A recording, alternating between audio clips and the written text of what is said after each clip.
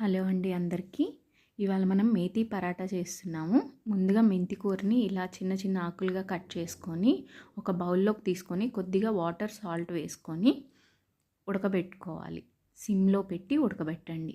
ఇలా ఉడికిన తర్వాత కొద్దిగా సోంపు వేసి మిక్సీలో పేస్ట్ లాగా చేయండి.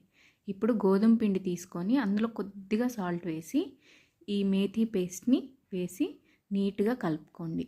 డో అనేది కొంచెం సాఫ్ట్గా ఉండాలి. ఇలా ఉండాలి. ఇప్పుడు దీన్ని మనం మూత పెట్టుకొని ఒక 5 మినిట్స్ అన్నా అట్లీస్ట్ రెస్ట్ ఇవ్వాలి. ఇప్పుడు ఇలా చపాతీ చేసుకొని ఇలా మనం పరాటాని 2 సైడ్స్ కొంచెం పరాటాకు ఆయిల్ ఎక్కువ పడుతుందండి, అప్పుడే టేస్ట్ వస్తుంది.